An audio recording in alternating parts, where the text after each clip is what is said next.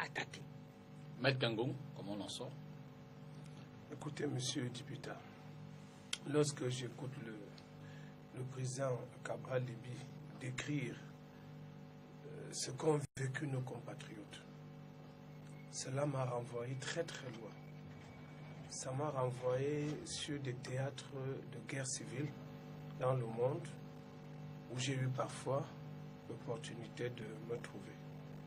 Monsieur Dipita, vous imaginez 100, 200, 500 personnes, 1000, une maman qui porte sur sa tête des calebasses avec quelques vêtements, un père qui porte le dernier enfant qui a 1 an et demi. Et vous voyez des enfants de 4 ans qui marchent en train de suivre leurs parents, 4 ans, 7 ans, en train de traverser les forêts, buvant les eaux de marigot, des eaux insalubres, mangeant des racines, des gens qui se font mordre par des serpents et qu'on laisse sans pouvoir enterrer, parce que les survivants n'ont plus la force d'enterrer les morts. Quand je me rends compte qu'au XXIe siècle, un pays si béni de Dieu, l'un des pays les plus riches en Afrique et dans le monde, parce que ce que Dieu a donné à ce pays est incomparable. Vous avez la forêt, vous avez la savane, vous avez les montagnes. Qu'est-ce que Dieu ne nous a pas donné? Et qu'aujourd'hui, au XXIe siècle, des Camerounais se retrouvent réfugiés, c'est-à-dire qui ont fui leur pays à cause d'une guerre civile, que nous avons appelée guerre civile, et que d'autres ne voulaient en nier l'existence.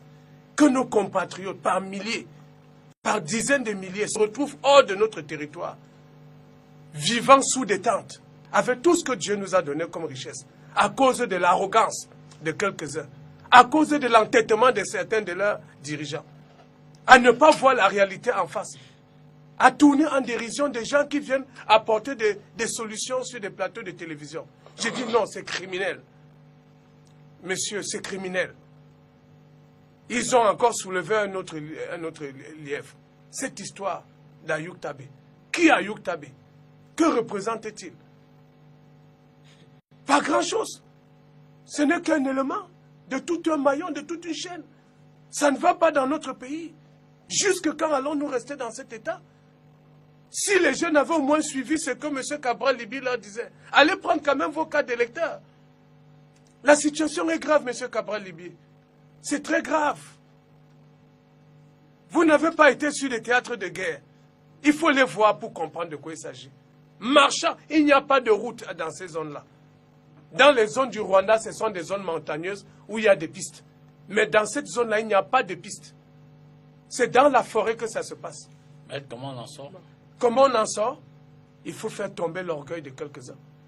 Qui se départissent de leur orgueil criminel, diabolique. Pour comprendre à la fin que ce ne sont que des humains. Je sors d'une levée de corps il y a quelques jours d'un ami qui a perdu son père. Je vois des membres du gouvernement face au corps des gens qui ont quasiment le même âge. Est-ce qu'ils se demandent que dans quelques années, on sera là dans une caisse et on va nous foutre sous terre dans 2 mètres sous terre? S'ils ont au moins de la conscience que ce sont des mortels, peuvent-ils s'entêter dans une telle position? Pourquoi ne faisons-nous pas la paix? Pourquoi on n'appelle pas les acteurs de paix? Merci, maître.